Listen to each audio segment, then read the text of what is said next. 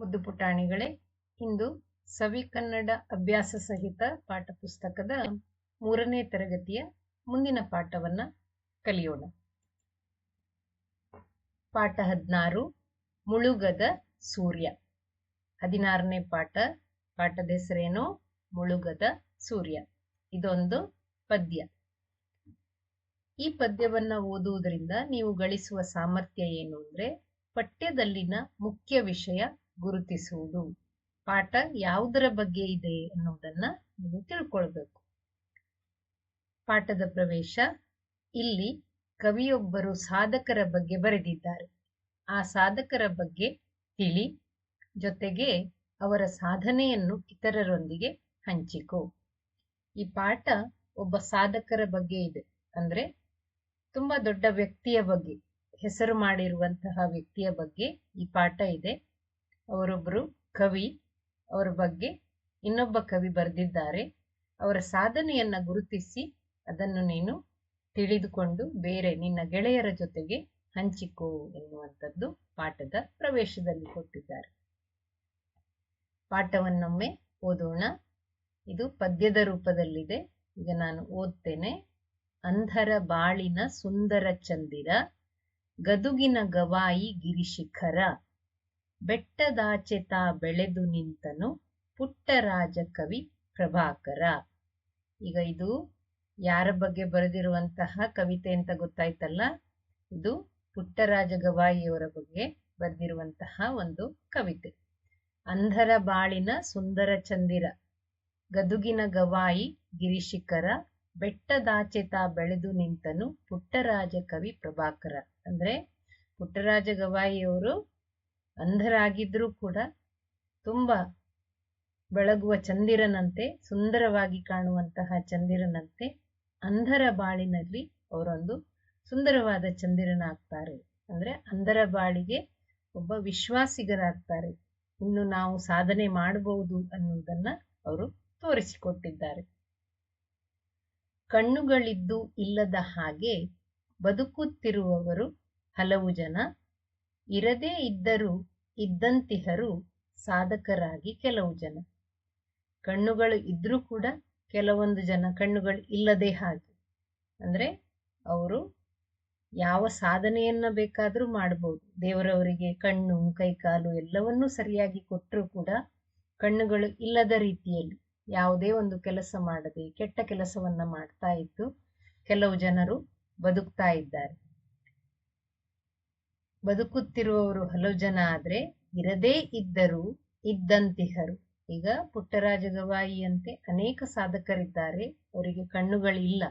ಆದರೂ ಕೂಡ ಅವರು ಕಣ್ಣುಗಳು ಇಲ್ಲದೇ ಇದ್ದದ್ದನ್ನ ಗಮನಿಸದೆ ಅವರಿಗೆ ಅದು ಯಾವುದೇ ಅಡ್ಡಿ ಆತಂಕ ಬರದಿರುವಂತೆ ಅವರು ಸಾಧಕರಾಗಿ ಮೆರೆದಿದ್ದಾರೆ. ಅಂತಹ ಕೆಲವು ಜನ ಕೂಡ ಈ ನಮ್ಮ ಜೊತೆಗೆ ನಮ್ಮ ದಿನನಿತ್ಯದ ಜೀವನದಲ್ಲಿ ಅವರನ್ನು ನಾವು ಕಾಣ್ತೇವೆ. ಕೆಲವು ಸಾಧಕರು ತಮ್ಮ ಅಂಗವೈಕಲ್ಯತೆಯನ್ನ ಮೀರಿ ಬೆಳೆದಿದ್ದಾರೆ ಎನ್ನುವುದು ಕವಿಯ ಅಭಿಪ್ರಾಯ. ಕಟ್ಟಿ ಬೆಳೆಸಿತ ಹುಟ್ಟು ಹಾಕಿದ ಗಾನಯೋಗಿಯು ಸ್ವರಲೋಕ, ಸಾವಿರ ಸಾವಿರ ಅಂಧ ಮಕ್ಕಳಿಗೆ ಸಜ್ಜಾಯಿತು ಈ ಭೂಲೋಕ. ಗಾನಯೋಗಿ ಪಂಚಾಕ್ಷರಿ ಗವಾಯಿಯವರು ತಾನು ಸ್ವರಲೋಕವನ್ನೇ ಬೆಳೆಸ್ತಾರೆ. ಅಂದ್ರೆ ಹಾಡಿನಿಂದ ಎಲ್ಲರನ್ನೂ ಸೆಳೀತಾರೆ. ಅವರು ಅಂಧರಾಗಿದ್ರು ಕೂಡ ಅವರ ಹಾಡು ಎಷ್ಟು ಸುಂದರವಾಗಿರ್ತದೆ ಅಂದ್ರೆ, ಗಾನಯೋಗಿ ಒಂದು ಸ್ವರದ ಲೋಕವನ್ನೇ, ಅಂದ್ರೆ ಒಂದು ಗಾನದಿಂದ ಬೇರೆಯವರನ್ನ ಸೆಳೆಯಬಹುದು ಅನ್ನುವುದನ್ನ ತೋರಿಸಿಕೊಟ್ಟಂತಹ ಯೋಗಿ ಇವರು, ಒಬ್ಬ ಸನ್ಯಾಸಿ ಇವರು. ಅಂದ್ರೆ ಪ್ರತಿಯೊಬ್ಬ ಮನುಷ್ಯನನ್ನ ಅವನ ಅಂಗವೈಕಲ್ಯತೆಯನ್ನ ಮೆಟ್ಟಿ ನಿಲ್ಲುವುದಕ್ಕೆ ಯಶಸ್ವಿಯಾಗಿ ತೋರಿಸಿಕೊಟ್ಟಂತಹ ದೊಡ್ಡ ಮಹಾನ್ ವ್ಯಕ್ತಿ ಇವರು ಅಂತ ಕವಿ ಇಲ್ಲಿ ಅಭಿಪ್ರಾಯ ಪಡ್ತಾರೆ. ಅದೇ ರೀತಿ ಸಾವಿರ ಸಾವಿರ ಅಂಧ ಮಕ್ಕಳಿಗೆ ಸಜ್ಜಾಯಿತು ಈ ಭೂಲೋಕ. ಅಂಧ ಮಕ್ಕಳೆಲ್ಲರೂ ತಾವೇನು ಈ ಭೂಮಿಯಲ್ಲಿ ಸಾಧನೆ ಮಾಡ್ಲಿಕ್ಕೆ ಆಗುವುದಿಲ್ಲ ಅನ್ನುವುದನ್ನ ತಿಳ್ಕೊಳ್ಬಾರ್ದು ಅನ್ನುವಂತಹ ಒಂದು ಸಂದೇಶವನ್ನ ಈ ಭೂಲೋಕಕ್ಕೆ ಸಾರಿ ಅಂಧ ಮಕ್ಕಳಿಗೆ ಒಂದು ಹೊಸ ವಿಶ್ವಾಸವನ್ನ ನೀಡಿದಂತಹ ವ್ಯಕ್ತಿ ಇವರು.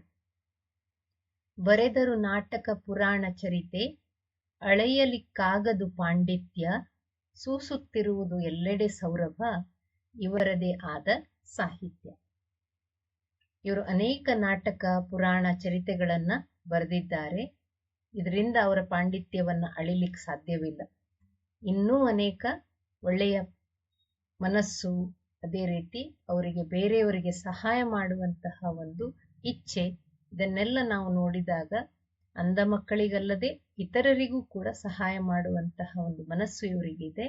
ಇದು ಇವರ ಈ ಪಾಂಡಿತ್ಯ ಅಲ್ಲದೆ ಇವರ ಒಳ್ಳೆಯ ಗುಣ ಎಲ್ಲ ಕಡೆ ಸಾರಿ, ಎಲ್ಲ ಕಡೆ ಇದರ ಪರಿಮಳ, ಸೌರಭ ಅಂದ್ರೆ ಪರಿಮಳ ಬೀರ್ತಾ ಇದೆ. ಇವರದೇ ಸಾಹಿತ್ಯ ಎಲ್ಲ ಕಡೆ ಘಮಘಮಿಸ್ತಾ ಇದೆ ಎನ್ನುವಂಥದ್ದು ಕವಿಯ ಒಂದು ಅಭಿಪ್ರಾಯ.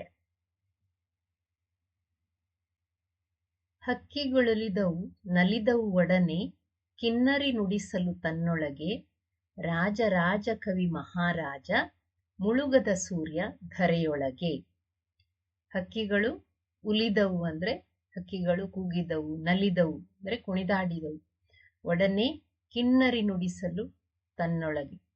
ಇವರ ಹಾಡಿಗೆ ಹಕ್ಕಿ ಪ್ರಾಣಿಗಳೆಲ್ಲವೂ ಕೂಡ ನಲಿಯುವಂತಹ ಒಂದು ರೀತಿಯಲ್ಲಿ ಇವರ ಸಾಹಿತ್ಯ ಇರ್ತದೆ. ಹಾಗೂ ಇವರ ಗಾನ ಕೂಡ ಅದೇ ರೀತಿ ತುಂಬಾ ಸುಂದರವಾಗಿರ್ತದೆ. ರಾಜ ಕವಿ ಮಹಾರಾಜ ಅಂದ್ರೆ ಕವಿಗಳಿಗೆ ಮಹಾರಾಜರು ಇವರು. ತುಂಬಾ ಒಳ್ಳೆಯ ಸಾಹಿತ್ಯವನ್ನ ಬರೆದಿದ್ದಾರೆ ಎನ್ನುವ ಉದ್ದೇಶವನ್ನ ಇಲ್ಲಿ ಕವಿ ವ್ಯಕ್ತಪಡಿಸ್ತಾರೆ. ಮುಳುಗದ ಸೂರ್ಯ ಧರೆಯೊಳಗೆ.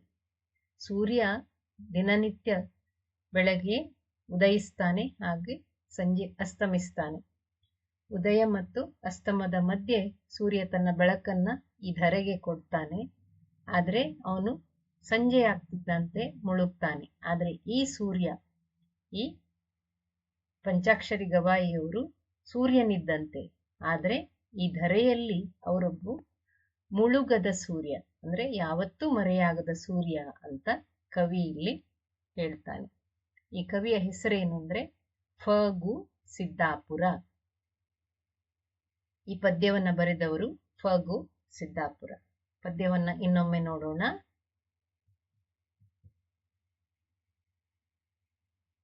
ಅಂಧರ ಬಾಳಿನ ಸುಂದರ ಚಂದಿರ, ಗದುಗಿನ ಗವಾಯಿ ಗಿರಿಶಿಖರ.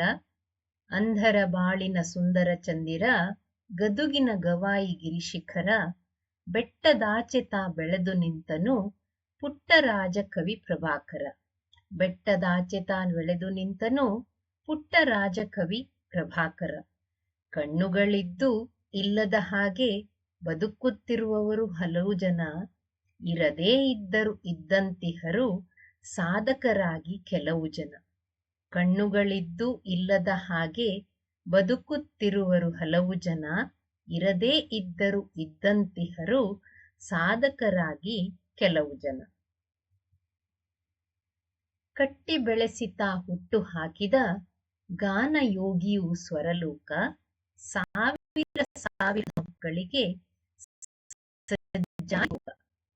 ಕಟ್ಟಿ ಬೆಳೆಸಿದ ಗಾನ ಯೋಗಿಯು ಸ್ವರಲೋಕ, ಸಾವಿರ ಸಾವಿರ ಸಜ್ಜಾಯಿತು ಈ ಭೂಲೋಕ.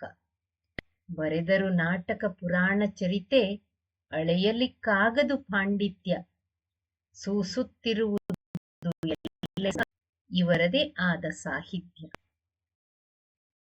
ಪುರಾಣ ಚರಿತೆ ಅಳೆಯಲಿಕ್ಕಾಗದು, ಸೂಸುತ್ತಿರುವುದು ಎಲ್ಲೆಡೆ ಸೌರಭ, ಇವರದೇ ಆದ ಸಾಹಿತ್ಯ. ಹಕ್ಕಿಗಳುಲಿದವು ನಲಿದವು ಒಡನೆ, ಕಿನ್ನರಿ ನುಡಿಸಲು ತನ್ನೊಳಗೆ, ರಾಜರಾಜ ಕವಿ ಮಹಾರಾಜ, ಮುಳುಗದ ಸೂರ್ಯ.